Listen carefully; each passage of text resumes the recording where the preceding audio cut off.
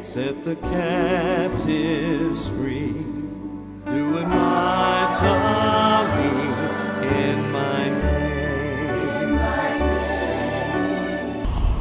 Thank you for coming back and joining us. We're going to talk about song 12 on the CD, which is In My Name. In My Name, boy, that's a really, really good song. It's my favorite. I'll be honest, it's my favorite of the whole CD. There's a lot of them I like, but this one, well, I like them all actually, but this one I really, really, really like. Tell us about the song. Yeah, when I was in my songwriting phase about what I was going through, I remember sitting down in my kitchen, and I prayed. I said, Lord, I want a song right out of your word. I want you to give me a song right out of your word. And the opening verse talks about I'm running out of strength. I don't have the strength to do what you're calling me to do. And it seems like everywhere I turn, each corner I go around, there's a trial. And I know that I grow through adversity, and I know I learn things, but am I ever going to get there? So as I lament in the first verse, Jesus' response is, in my name, I've granted everything to you. Whatever you ask, you have that access. And he's talking about that from a ministerial standpoint. We don't get every whim or every wish that we want, but he says, you know what, I've given you my Holy Spirit, I've given you my word, I've given you my power, and most of all, I've given you authority. That Father has granted all things under my name. I've been lifted up higher than all the kings of kings and lords of lords, and you have the authority in my name to do whatever it is that I'm asking you to do.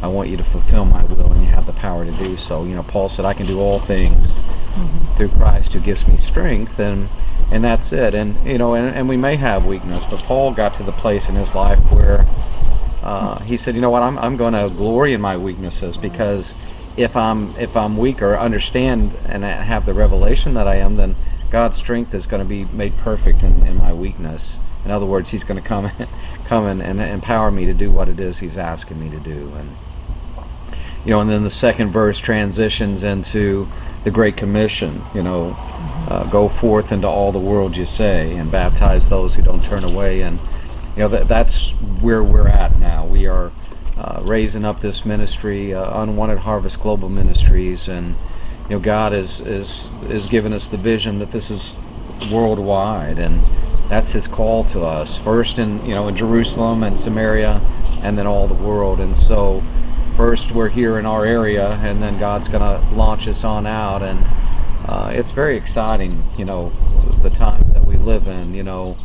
I ask God, here sitting, I've come out of homosexuality. It's one of the most polarized, volatile issues, politically as well as in Christendom. And there's sides on one stream and on the other extreme. And the whole premise, though, is, are we going to let our lives be governed by our feelings and by what we think is best?